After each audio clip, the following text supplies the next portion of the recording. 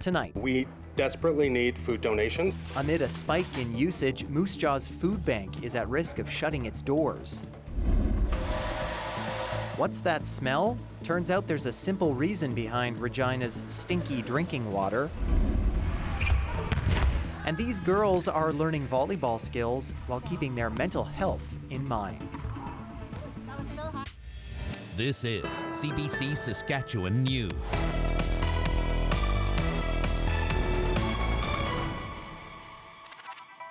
It is Thursday, July 18th, and the CBC Saskatchewan News starts right now.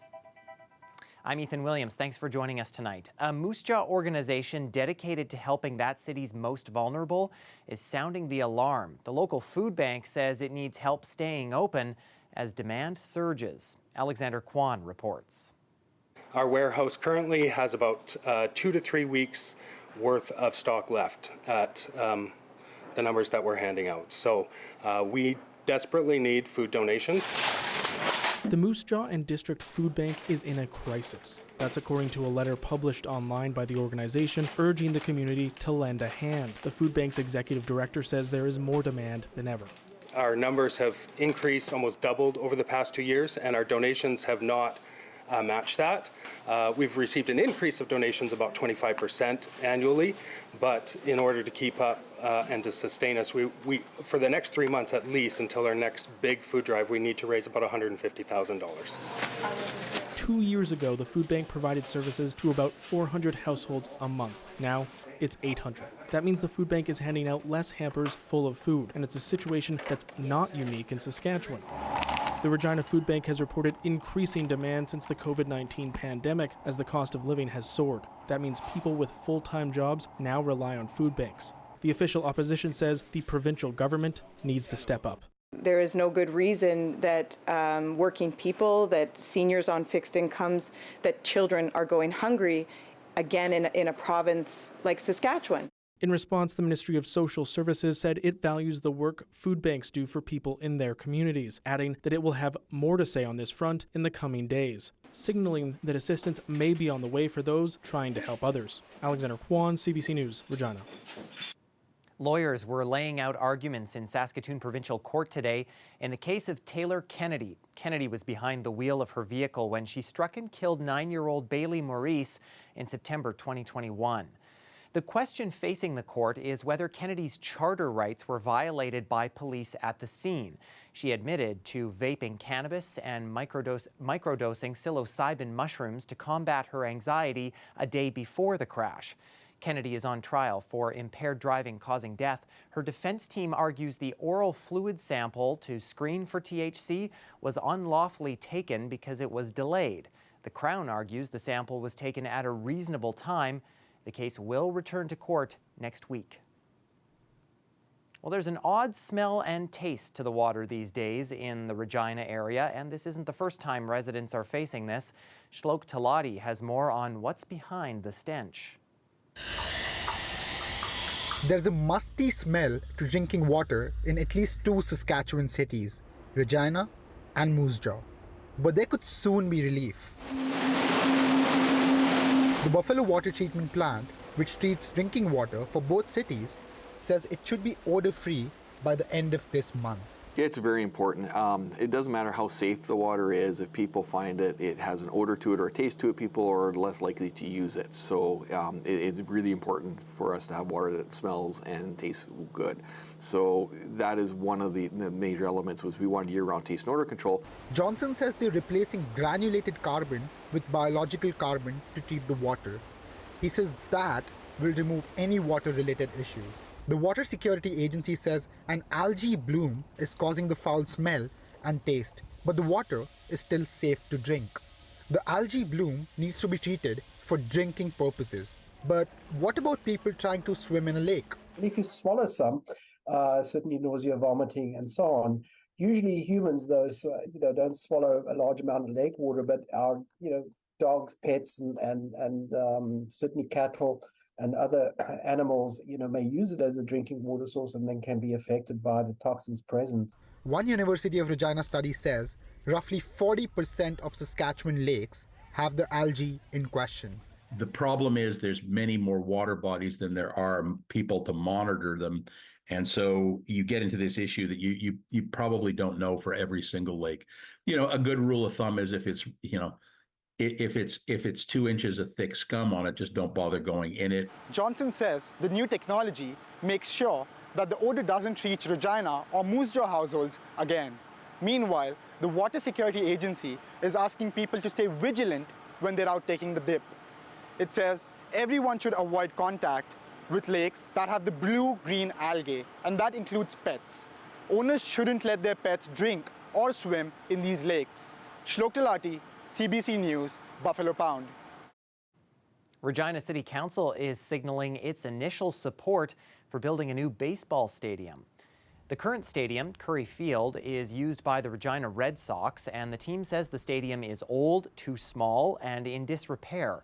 Now, Council has asked for a study to be done. It will see if the Red Sox could find at least $5 million in donations to build a new stadium. The city and team would split the $60,000 cost of that study, and Mayor Sandra Masters says the move is in line with the city's wider Parks and Recreation plan. And we did hear from our Director of Parks and Recreation, this is exactly what the master plan asks for. When there is a possibility of partnership for things that we know are aged and at end of life or close to end of life, that we seize those opportunities and move them forward in the best, most responsible way we can.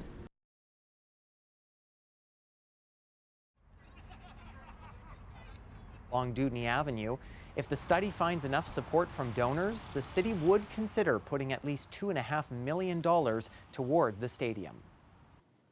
Trucking is a growing industry in Canada, but a CBC News investigation has found that a growing number of drivers are running into a new hazard that's not on the road: companies that don't pay their wages. Jonathan Gatehouse has more. Lately, Saurav Sani feels like he's been spinning his wheels.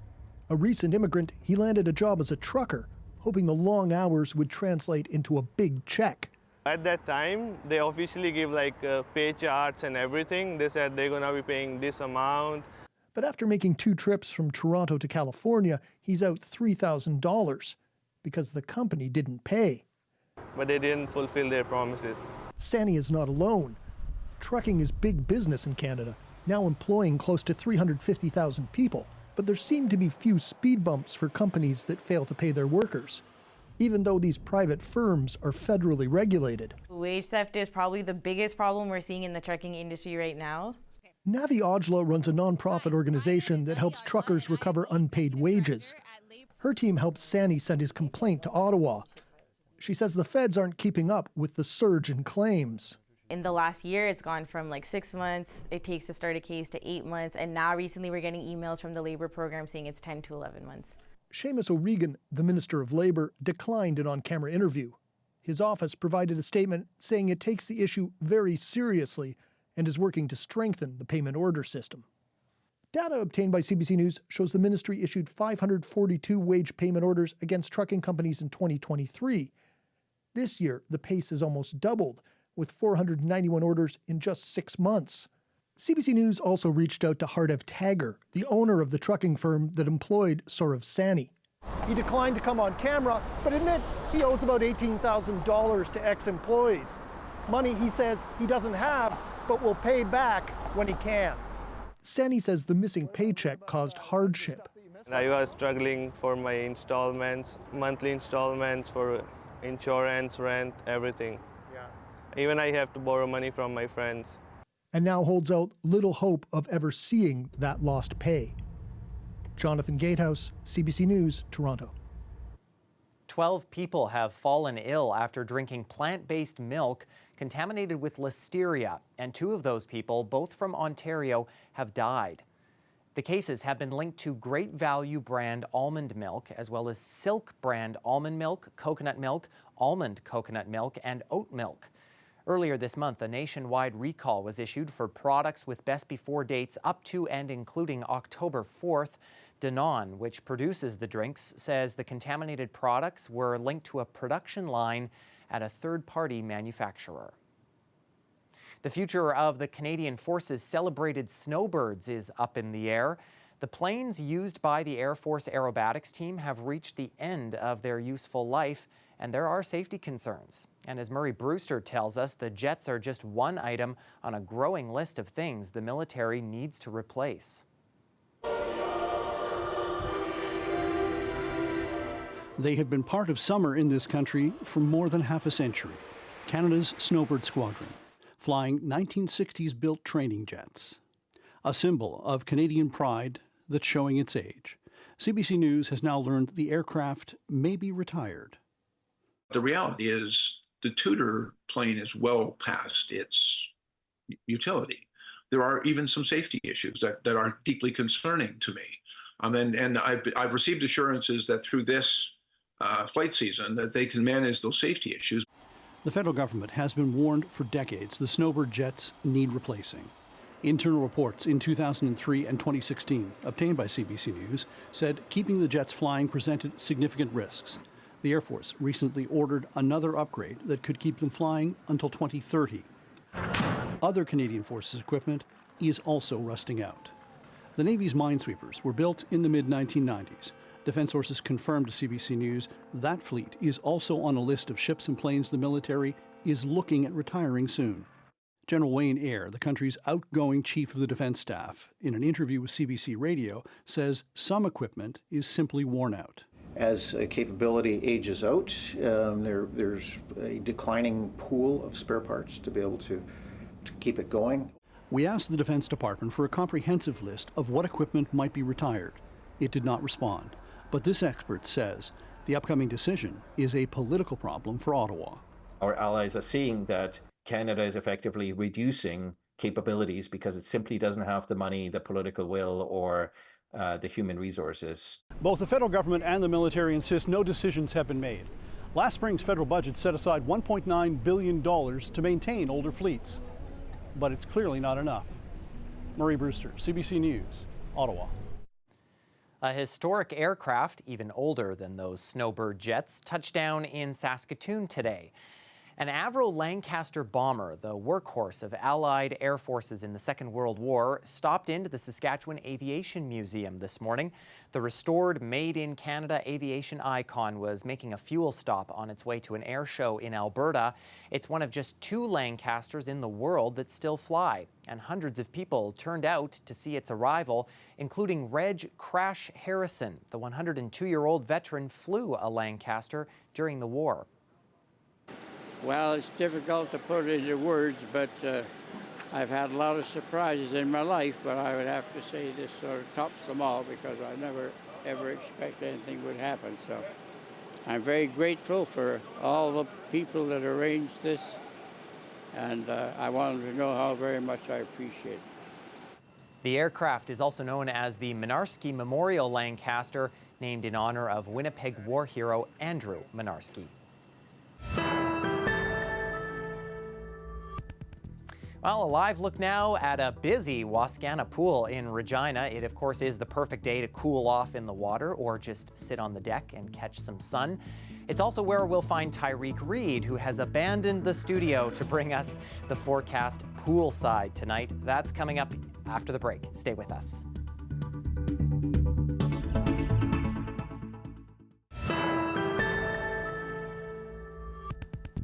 Welcome back. A heat wave is now underway across much of the province. Heat warnings are in effect for many areas, and the city of Saskatoon has activated its extreme heat emergency response plan. It provides cooling stations, wellness checks, and water distribution. Cooling spots in Saskatoon include the Bridge on 20th Fellowship Centre, the Westside Community Clinic, and Saskatoon Indian and Métis Friendship Centre. In Regina, you can head to Carmichael Outreach, Neo Yotina Friendship Centre, and the Salvation Army on 13th Avenue. Some people we spoke to are grateful for the services. I'm thanking God for the breeze. But yeah, like I just came from inside, and it's beautiful in there, and I've been spending a lot of time under the water thing. Stay out of the heat. If you can, stay out of the sun. Lots of shade, drink a lot of water. Check on family members, check on neighbors and your friends. Yeah, especially people who don't have air conditioning in their homes. Extreme heat can cause heat stroke and can be fatal. Even pets are under risk of heat stress. You can keep them cool with lots of water and watch for signs like rapid panting. And of course, never leave them alone in a vehicle. The weather update is brought to you by Capital GMC Buick Cadillac, proud partner of the Saskatchewan Roughriders.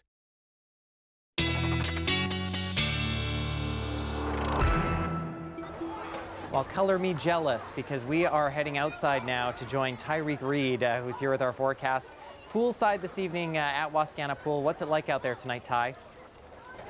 Well, there's a lot of energy here, Ethan. Of course, everyone is coming down here to take a break from the extreme heat and cool off. If we take a look at our extreme temperatures, watches, and warnings board, we're seeing a lot of heat warnings in place for most of southern Saskatchewan and also to the north. We're not seeing that to the southeast, but that could change as we head further into the day and also into the weekend tomorrow as well. Now, as we take a look at some of the temperatures from yesterday, we did break a few records as well. Buffalo Narrows saw a daytime high of 33.6 degrees, breaking the previous record of 31.5 set in 1989. So this heat is really starting to settle in. If we take a look at our current daytime temperatures, seeing temperatures in the low 30s for most of northern Saskatchewan. And as we head down into south and central, that's where we're also feeling that heat. Seeing temperatures in the high 20s for a lot of areas as well to the southeast, where we aren't seeing those heat warnings. But of course, with the humidex,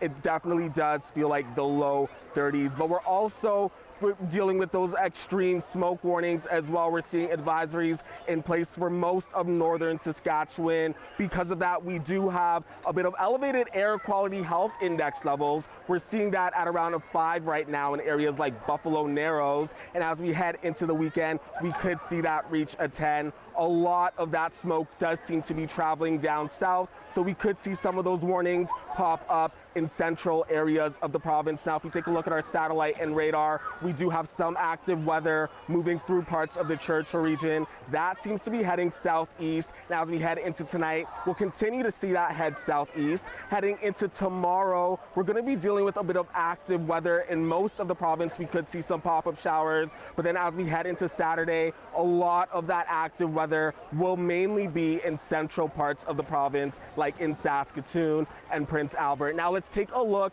at our 7-day forecast, because we are still going to be dealing with a lot of this extreme heat. We're going to be seeing temperatures in the low 30s throughout most of Regina. And of course, this is going to continue throughout a lot of the province as well, feeling closer to 40 with that humidex. And we're not going to be feeling that relief as we head into the late hours, because overnight lows will also be way above seasonal. Now, as we head into Saskatoon, very similar conditions as well, seeing temperatures in the low 30s, feeling like 40s because of that humidex. And of course, as we head into the nighttime, not much relief there as well. We're still going to be dealing with temperatures above seasonal. So this heat wave is really sticking around, Ethan.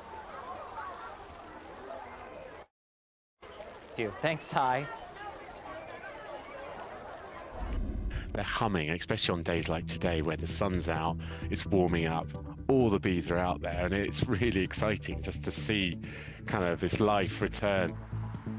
Well, when space is limited, cities tend to build up, and a project in the UK is extending that idea to new pastures.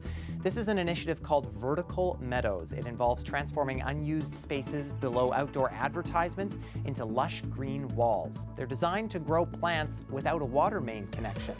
These living walls have several native wildflowers and grasses to boost local biodiversity. The initial plan is for 30 vertical meadows in cities across the UK, including London, but the project hopes to grow big from there. Stay with us. We're back after.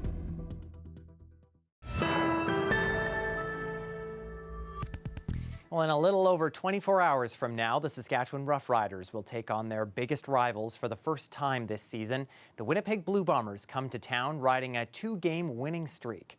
After an 0-4 start, the Bombers have improved on both the offense and defensive side of the football. This will be a big task for the Riders, especially with a beat-up offensive line and a pair of rookies at tackle. Jacob Brammer will be making his first ever start, while Trevor Reed has been a starter since week 1. Their biggest job will be to handle Blue Bomber defensive end and future Hall of Famer Willie Jefferson. For Willie, we need details on the other guys, and we have Brummer, so I know he's going to step up and do his job. He's been in the league a long time. He's made a killing just pass rushing. So he's longer guy, and yeah. So we're gonna give him work. The Riders will also be debuting their obsidian green uniforms tomorrow night. It's a 7:30 kickoff at Mosaic Stadium.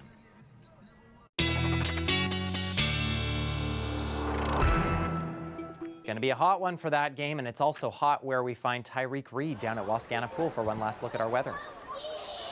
Exactly, Ethan, and it's going to be hot tonight. We're going to be met with seasonal temperatures above seasonal once again tonight. We'll be in the low 20s in Regina. As we wake up tomorrow morning, we're going to be met with a lot of clear skies, and temperatures will be in the low 20s once again. But heading into tomorrow afternoon, that's when we'll start to feel that heat kick back in. We'll be nearing 30 degrees in Regina tomorrow. And in Saskatoon tonight, also feeling that warmer air. Temperatures will be around 20 degrees, but lots of clear skies for our friends over in Saskatoon. Waking up tomorrow with temperatures around 21 degrees. But of course, as we head into tomorrow afternoon, we're gonna see daytime highs around 30. With that humidex, it'll feel like 40, Ethan. All right, another good day to be at the pool. Thanks very much, Tyreek. And before we leave you, a camp in Martinsville is offering young Indigenous girls the opportunity to learn volleyball fundamentals while incorporating holistic teachings. And it's being run by a counseling group. The staff of North Thunderbird Counseling and Consulting wanted an outlet for young Indigenous girls, as volleyball was a saving grace for many of the staff as teens. So they came together to come up with the volleyball camp that also has a mental health component. What we're trying to do, I won't get into the whole science of it, but trauma does something to the body. So in things like this, in identity building and maintenance, in the release, in a healthy release of emotions and creating endorphins, it's actually combating within the body the physical effects of intergenerational trauma. As well, they're learning and they're growing in a safe and a respectful environment. That is so important, and they don't get it very many places, so we want to create that here. It's the first year for the North Thunderbird Volleyball Camp, and Cote is hoping it'll come back even bigger next year. It's also an exciting opportunity for those taking part. I'm here because I wanted to try something new and try a new sport, and so far it's so good. Sometimes it can be a little bit hard, but we all got to try our hardest. The camp, which is for Indigenous girls in grades 7 through 12, wraps up tomorrow. And that is it for us tonight. For news anytime, you can head to our website, cbc.ca/sask. Subscribe to the CBC Saskatchewan YouTube channel, or you can also, of course, download and use the free CBC News app. Thanks so much for watching. Have a great night and stay cool.